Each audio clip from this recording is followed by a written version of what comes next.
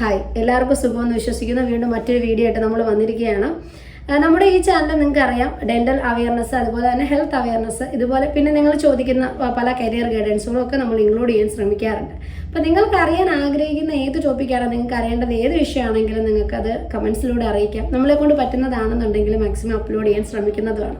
അപ്പോൾ ഇന്ന് നമ്മൾ വന്നിട്ടുള്ളത് സെൻസിറ്റിവിറ്റി എന്നൊരു ടോപ്പിക്കിനെ സംബന്ധിച്ച് മുമ്പ് നമ്മളൊരു വീഡിയോ ആണ് ചെയ്തിട്ടുള്ളത്. ഇന്ന് നമ്മൾ അതിൽ ഇനാമൽ സെൻസിറ്റിവിറ്റി. അപ്പോൾ ഇനാമൽ പോകാൻ നിങ്ങൾക്ക് എന്തൊക്കെ കാരണങ്ങൾ കൊണ്ടാണ് പോകുന്നത്? ഇനാമൽ പോകുന്നത് കൊണ്ടാണല്ലോ സെൻസിറ്റിവിറ്റി വരുന്നത്.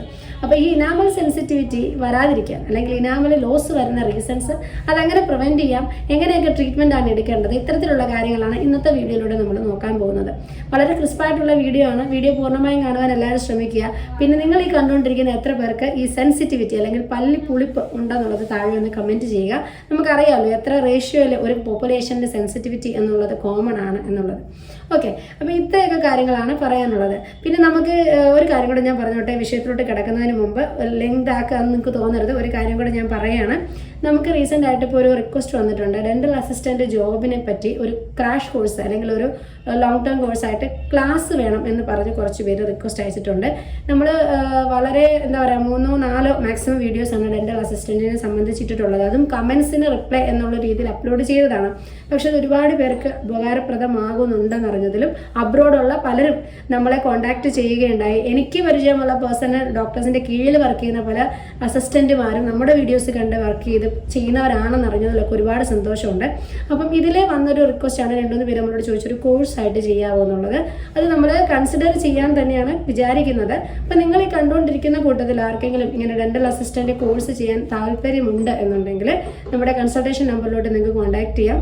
ഇല്ലെന്നുണ്ടെങ്കിൽ നമുക്ക് ത്രൂ ഇമെയിൽ ഐ ഡി നിങ്ങൾക്ക് അറിയാം, നമ്മുടെ പേജിൽ തന്നെ മെൻഷൻ ചെയ്തിട്ടുണ്ട്. അപ്പോൾ നിങ്ങൾക്ക് മെയിലായിട്ടോ അല്ലെങ്കിൽ നമ്മുടെ കൺസൾട്ടേഷൻ നമ്പർ ത്രൂ നിങ്ങൾ ഡയറക്റ്റ് കോൺടാക്ട് ചെയ്യുക. അപ്പം നമുക്ക് അതിൽ നിന്ന് നിങ്ങൾക്ക് പിന്നീട് നിങ്ങളെ ഗൈഡ് ചെയ്യുന്നതാണ് എങ്ങനെയാണ് ക്ലാസ്സിലോട്ട് ജോയിൻ ചെയ്യേണ്ടതെന്ന്. ക്രാഷ് കോഴ്സും ഉണ്ട്, അതുപോലെ തന്നെ ലോങ് ടേം കോഴ്സായിട്ടും ചെയ്യാൻ ഉദ്ദേശിക്കുന്നുണ്ട്. 18 മൊഡ്യൂൾസ് ആയിട്ടാണ് കോഴ്സ് വരുന്നത്. ബാക്കി കോഴ്സ് ഡീറ്റെയിൽസ് ഒക്കെ താല്പര്യമുള്ളവർ കോൺടാക്ട് ചെയ്യുമ്പോൾ ഞാനത് പറയാം. ഓക്കെ, നിങ്ങൾക്ക് യൂസ്ഫുൾ ആവുമെന്ന് അറിയുന്നതിൽ സന്തോഷം ഒന്നുകൂടി പറയുന്നു. നമുക്കിനി നമ്മുടെ ഇന്നത്തെ ടോപ്പിക്സിലോട്ട് വരാം. അപ്പോൾ നമ്മുടെ ഇന്നത്തെ ടോപ്പിക്ക് ഇനാമൽ സെൻസിറ്റിവിറ്റിയാണ്. സെൻസിറ്റിവിറ്റി തന്നെ ഇനാമൽ സെൻസിറ്റിവിറ്റി ഉണ്ട്, ഡെന്റിനൽ സെൻസിറ്റിവിറ്റി ഉണ്ട്. പല്ലിൻ്റെ ഏറ്റവും പുറമെയുള്ള ലെയറാണ് ഇനാമൽ എന്ന് പറയുന്നത് അല്ലേ. അതിന് താഴെ വരുന്ന ലെയറാണ് ഡെന്റൈൻ, അതിന് താഴെയാണ് പൾപ്പ്. ടൂത്ത് സ്ട്രക്ചർ ഞാൻ ഒന്നുകൂടെ ഓർമ്മിപ്പിച്ചു എന്ന് മാത്രമേ ഉള്ളൂ. ഇതിൽ ഇനാമൽ ലോസ് എന്തൊക്കെ കൊണ്ടുവരാം? ഏറ്റവും ഹാർഡസ്റ്റ് പദാർത്ഥം എന്നറിയപ്പെടുന്ന ഒന്നാണ് പല്ലിൻ്റെ ഇനാമൽ. ഇത്രയും ഹാർഡായിട്ടുള്ള ഈ ഇനാമൽ എന്തൊക്കെ കാരണങ്ങൾ കൊണ്ടാണ് നിങ്ങൾക്ക് നഷ്ടമാകുന്നതെന്ന് അറിയണ്ടേ? ഒരു റീസൺ എന്ന് പറഞ്ഞാൽ നമുക്ക് പല്ലിൽ വരുന്ന തേയ്മാനങ്ങൾ, എങ്ങനെയുള്ള തേയ്മാനങ്ങൾ പല രീതിയിലാകാം. ഇപ്പോൾ ആഹാര സാധനങ്ങൾ വളരെ ചവച്ചരയ്ക്കുന്ന ആളുകളാണെന്നുണ്ടെങ്കിൽ, വളരെ ഹാർഡായിട്ട് അല്ലെങ്കിൽ കുറേ നേരം ഒരുപാട് ചവച്ച് കഴിക്കുന്ന ആളുകളാണെന്നുണ്ടെങ്കിൽ അവർക്ക് ഇനാമൽ ലോസ് വരാം, ഒരു അട്രീഷൻ സംഭവിക്കാം. ഓക്കെ, ഇതിനെ അട്രീഷൻ എന്നാണ് പറയുന്നത്. തേയ്മാനങ്ങൾക്ക് പല പേരുകളുണ്ട്. ഇപ്പോൾ ഞാൻ പറയാൻ പോകുന്ന അട്രീഷനെ കുറിച്ചിട്ടാണ്. അപ്പോൾ ഈ അഗ്രസീവായിട്ടുള്ള അല്ലെങ്കിൽ ഈ പറയുന്നത് എന്താണ്, കണ്ടിന്യൂസ് ആയിട്ട് വിഗറസ് ആയിട്ട് അല്ലെങ്കിൽ നമ്മളിങ്ങനെ വളരെ ഫോഴ്സ് കൊടുത്തുള്ള ചൂയിങ് എന്ന് പറയുന്നത് ഇതിന് കാരണമാകാറുണ്ട്, ഇനാമൽ ലോസിന് കാരണമാകാറുണ്ട്. ഇനി ഇത് മാത്രമാണോ? അല്ല. നമ്മൾ ബ്രാക്സിസത്തെ സംബന്ധിച്ചൊരു വീഡിയോ മുമ്പ് ഞാൻ ചെയ്തിട്ടുണ്ട് അല്ലേ. ഉറങ്ങുമ്പോൾ പല്ല് കടിക്കുന്ന ശീലത്തിനെയാണ് ബ്രാക്സിസം എന്ന് പറയുന്നത്. പല്ല് കടിയെ സംബന്ധിച്ച് ആർക്കെങ്കിലും അറിയണമെങ്കിൽ ആ വീഡിയോയുടെ ലിങ്ക് മുകളിൽ മെൻഷൻ ചെയ്യുന്നുണ്ട്, ഡിസ്ക്രിപ്ഷനിൽ കൊടുത്തിട്ടുണ്ട്. ആ വീഡിയോ നിങ്ങൾക്ക് കാണാവുന്നതാണ്. വളരെ ഇമ്പോർട്ടൻ്റ് ആയിട്ടുള്ള ഒരു ടോപ്പിക്കാണ്, അതുകൊണ്ടാണ് ഞാൻ ഇത്ര സ്ട്രെസ് ചെയ്ത് പറയുന്നത് ബ്രാക്സിസം. സോ ബ്രാക്സിസം ഉള്ള ആളുകൾ രാത്രിയിൽ പല്ല് കടി ശീലമുള്ളവരായിരിക്കും.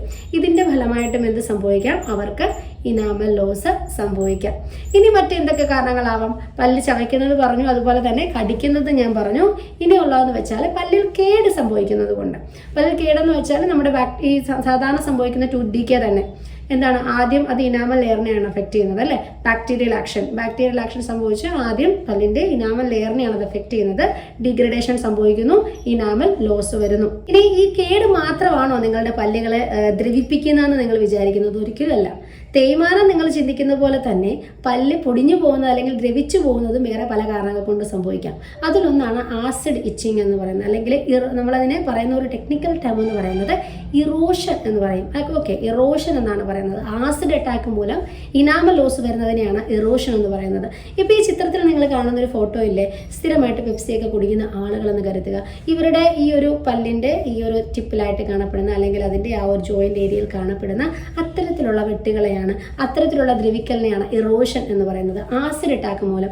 അതിപ്പോൾ പെപ്സിയൊക്കെ ഈ ഒരു കാർബണേറ്റഡ് ഡ്രിങ്കുകൾ മാത്രമല്ല, ഇപ്പോൾ ഒരുപാട്, ഇപ്പോൾ ഒരു എക്സാമ്പിൾ പറഞ്ഞു കഴിഞ്ഞാൽ പ്രഗ്നൻസി ടൈമുകളിൽ കണ്ടിന്യൂസ് ആയിട്ട് വൊമിറ്റിംഗ് ഉള്ള ആളാണെന്നുണ്ടെങ്കിൽ ആ ആളുകൾക്ക് ആസിഡ് റിഫ്ലക്സ് ഉണ്ടായിട്ടുണ്ടാവും. കണ്ടിന്യൂസ് ആയിട്ട് ഒരു ത്രൂ ഔട്ട് 10 months അല്ലെങ്കിൽ ഒരു ത്രൂ ഔട്ട് പ്രഗ്നൻസി അവർക്കൊരു ആസിഡ് റിഫ്ലക്സ്, വായിലോട്ട് ആസിഡ് വരുന്ന ഒരു അവസ്ഥ ഉണ്ടായിട്ടുണ്ടാവാം. ഈ ഒരു ആസിഡും എന്തിന് കാരണമാകാം? ഡെന്റൽ ഇറോഷന് കാരണമാകാം. അപ്പോൾ ഡെന്റൽ ഇറോഷൻ ഒരു റീസണാണ്.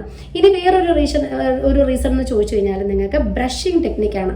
നിങ്ങളെ ഞാൻ പല വീഡിയോസിലൂടെയും പരിചയപ്പെടുത്തിയിട്ടുള്ളൊരു വാക്കാണ് അബ്രേഷൻ, ഡെന്റൽ അബ്രേഷൻ എന്ന് വെച്ചാൽ ഇത്തരത്തിൽ കാണുന്ന പല്ലിൻ്റെ തേയ്മാനങ്ങളാണ്. പല്ലും മോണയും തമ്മിൽ ജോയിൻ ചെയ്യുന്ന ആ ഒരു ഏരിയയിൽ ഒരു വെട്ട് പോലെ കാണപ്പെടുന്ന തേയ്മാനങ്ങളെയാണ് അബ്രേഷൻ എന്ന് പറയുന്നത്. ഇത്തരത്തിൽ ഇങ്ങനെ സംഭവിക്കുന്നതിന് മെയിൻ ആയിട്ടൊരു റീസൺ, അബ്രേഷൻ്റെ മെയിൻ റീസൺ എന്ന് പറഞ്ഞാൽ ഇംപ്രോപ്പർ ആയിട്ടുള്ള അല്ലെങ്കിൽ ഫോൾസ് ആയിട്ടുള്ള ഒരു ഫോൾട്ടി വേയിലുള്ള ബ്രഷിംഗ് ടെക്നിക്കാണ്. നിങ്ങൾ പ്രോപ്പറായിട്ടല്ല ബ്രഷ് ചെയ്യുന്നത്. നിങ്ങൾ ശക്തിയായിട്ടൊരു നമ്മളിപ്പോൾ ഹൊറിസോണ്ടൽ ഒരു മൂവ്മെൻറ്റ് നിങ്ങളിങ്ങനെ നടത്തുകയാണെന്നുണ്ടെങ്കിൽ പല്ലുകളിൽ അബ്രേഷൻസ് ധാരാളമായിട്ടുണ്ടാകും. അതുപോലെ ഒരു പരിധിയിൽ കൂടുതൽ നിങ്ങൾ പല്ലിലോട്ട് ഫോഴ്സ് കൊടുക്കുകയാണെന്നുണ്ടെങ്കിൽ എന്ത് സംഭവിക്കാം? അബ്രേഷൻസ് സംഭവിക്കാം. അപ്പോൾ ബ്രഷിംഗ് ഫോഴ്സ് ഒരു റീസണാണ്, ബ്രഷിങ് ചെയ്യുന്ന ടെക്നിക്ക് ഒരു റീസണാണ്. ഇത് രണ്ടും തെറ്റാണെന്നുണ്ടെങ്കിൽ നിങ്ങൾക്ക് ഇനാമൽ ലോസ് വരാം. ആ ഒരു ഇനാമൽ ലോസിനെ പറയുന്ന പേരാണ് അബ്രേഷൻ. ഇനി എങ്ങനെയാണ് പ്രോപ്പറായിട്ട് ബ്രഷ് ചെയ്യേണ്ടതെന്ന് നിങ്ങൾക്ക് അറിയത്തില്ല ഇനിയുമെങ്കിൽ ഞാൻ മുകളിൽ നമ്മളൊരു വീഡിയോ ലിങ്ക് കൊടുക്കുന്നുണ്ട്. നമ്മുടെ ആദ്യമുള്ള വീഡിയോകളിലൊന്നാണ് ബ്രഷിംഗ് ടെക്നിക്സ്. അപ്പോൾ നമ്മൾ മോഡിഫൈഡ് ബാസ് ടെക്നിക്ക് എങ്ങനെയാണ്, ആ ടെക്നിക്കിൻ്റെ പേരാണ് കേട്ടോ മോഡിഫൈഡ് ബാസ് ടെക്നിക്ക്. അതിൻ്റെ ആനിമേഷൻ ഉൾപ്പെടെ ഞാൻ ആ വീഡിയോയിൽ കാണിച്ചിട്ടുണ്ട്. ഇതുവരെ അത് കാണാത്തവരാണെങ്കിൽ നിങ്ങൾക്കത് പഠിക്കാൻ ആഗ്രഹമുണ്ടെങ്കിൽ അത് കണ്ട് നിങ്ങൾക്ക് യൂസ്ഫുൾ ആകും, പഠിക്കാനും സാധിക്കുന്നതാണ്. അപ്പം എന്തൊക്കെയാണ് ഞാനിപ്പോൾ പറഞ്ഞത്? അബ്രേഷൻസ് പറഞ്ഞു, അതുപോലെ തന്നെ ബ്രക്സിസം പറഞ്ഞു, ഞാൻ ആസിഡ് ഉപയോഗം പറഞ്ഞു, ഞാൻ അതുപോലെ തന്നെ പല്ല് ചവയ്ക്കുന്ന ഇത് പറഞ്ഞു, ഡെന്റൽ ഡീക്കേ പറഞ്ഞു.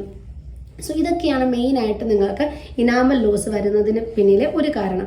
ഇനി വേറൊരു ജനറ്റിക്കലായിട്ട് നിങ്ങൾക്ക് വരാവുന്ന ഒരു കാരണം എന്ന് വെച്ചാൽ ഇനാമൽ ഹൈപ്പോപ്ലേഷ്യയാണ്. അതായത് ഉണ്ടാകുന്ന പല്ലുകളിൽ ഇനാമലിൻ്റെ ഒരു കുറവ് ഉണ്ടായിക്കൊണ്ട് തന്നെയാണ് പല്ല് പുറത്തോട്ട് വരുന്നത്. അതിനൊരു കാരണം എന്ന് വെച്ചാൽ ഫ്ലൂറോസിസ് ആണ്.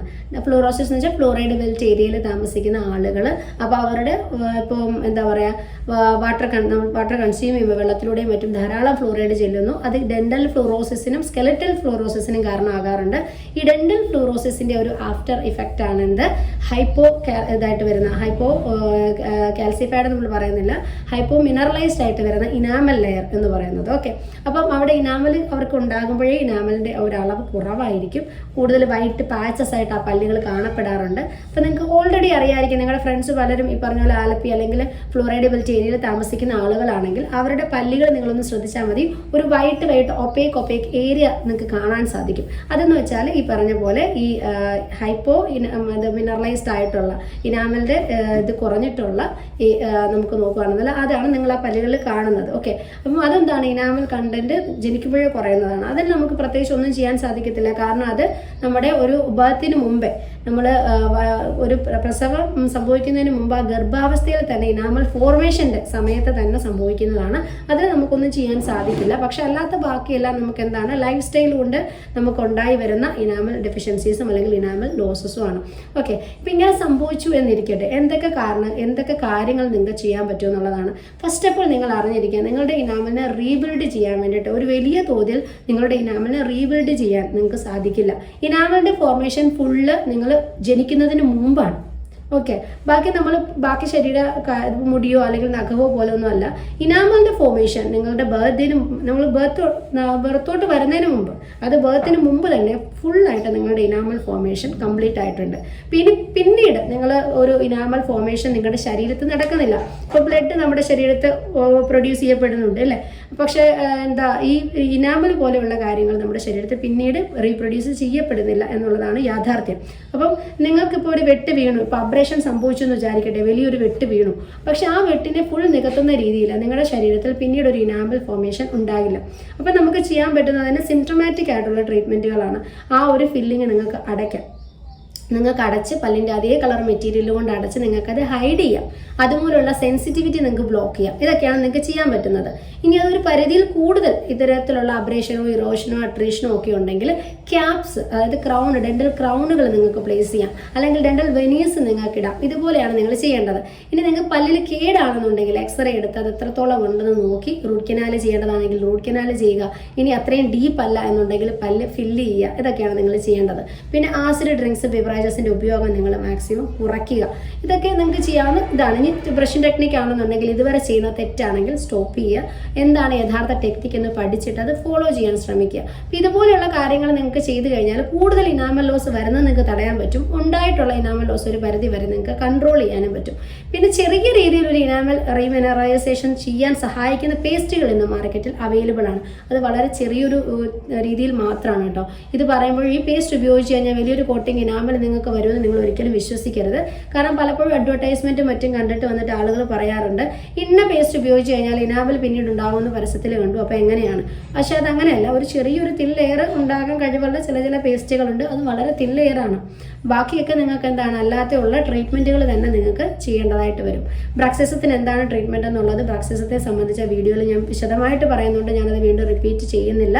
ഓക്കെ. പിന്നെ നിങ്ങൾക്ക് സെൻസിറ്റിവിറ്റി ഇനാമൽ ലോസ് കൊണ്ട് മാത്രമല്ല മോണരോഗം കൊണ്ട് സംഭവിക്കാം കേട്ടോ. അതായത് ഇപ്പം ജിഞ്ചവൈറ്റിസ് ആണെങ്കിലും പെരിയോഡോണ്ടൽ ആണെങ്കിലും നിങ്ങൾക്കൊരു മോണരോഗം ശക്തിയായിട്ടുണ്ടെങ്കിൽ നിങ്ങൾക്ക് അതിൻ്റെ ഫലമായിട്ട് എന്ത് സംഭവിക്കാം? സെൻസിറ്റിവിറ്റി വരാം. അല്ലാതെ നിങ്ങൾ വിചാരിക്കരുത് ഇനാമൽ ലോസ് മാത്രമാണ് എൻ്റെ സെൻസിറ്റിവിറ്റിക്ക് കാരണം. ഒരിക്കലും അല്ല. എന്തൊക്കെ കാരണങ്ങൾ കൊണ്ട് സെൻസിറ്റിവിറ്റി വരാമെന്നുള്ളത് പല്ലുപുളിപ്പ് എന്നൊരു വീഡിയോയിൽ ഞാൻ പറഞ്ഞതുകൊണ്ടാണ് റിപ്പീറ്റ് ചെയ്യാത്തത്. ജസ്റ്റ് ഇപ്പോൾ ഓർത്തപ്പോൾ ഞാൻ ഇതും കൂടെ ഒന്ന് ആഡ് ഓൺ ചെയ്തെന്ന് മാത്രമേ ഉള്ളൂ. സോ ഇനാമൽ സെൻസിറ്റിവിറ്റി എന്ന് പറയുമ്പോൾ നിങ്ങൾ അറിയുക എത്ര കാര്യങ്ങൾ കൊണ്ടാണ് വരുന്നത്. ഓരോ കാര്യത്തിനനുസരിച്ച് എന്ത് കാരണം കൊണ്ടാണ് അത് വന്നിരിക്കുന്നത് അതിനനുസരിച്ചാണ് അതിൻ്റെ ട്രീറ്റ്മെൻറ്റ്. പിന്നെ എന്ത് വേണം എന്നുള്ളത് നിങ്ങളുടെ അഫോർഡബിലിറ്റി, പിന്നെ നിങ്ങളുടെ ഒരു മെൻ്റൽ സാറ്റിസ്ഫാക്ഷൻ, ഇതിനെയൊക്കെ ഡിപ്പെൻഡ് ചെയ്താണ് ക്രൗൺ വേണോ വെനീർ വേണോ അതോ കോമ്പോസിറ്റ് ഫില്ലിങ് മതിയോ എന്നൊക്കെ തീരുമാനിക്കപ്പെടുന്നത്. സോ ഇന്നത്തെ വീഡിയോ നിങ്ങൾക്ക് എല്ലാവർക്കും യൂസ്ഫുൾ ആയെന്ന് തന്നെ വിചാരിക്കുന്നു. മറക്കണ്ട, നിങ്ങൾക്ക് ആർക്കൊക്കെ സെൻസിറ്റിവിറ്റി ഉണ്ടോ താഴെ കമൻറ്റ് ചെയ്യുക. നിങ്ങൾക്ക് ഏതൊക്കെ ടോപ്പിക്സ് വേണോ എന്നുള്ളതും കമൻറ്റ് ചെയ്യുക. അതിനനുസരിച്ച് നമുക്ക് പിന്നീട് വീഡിയോസ് അപ്ലോഡ് ചെയ്യാം. സോ വീണ്ടും മറ്റൊരു വീഡിയോയിലൂടെ കാണും വരെ ബൈ.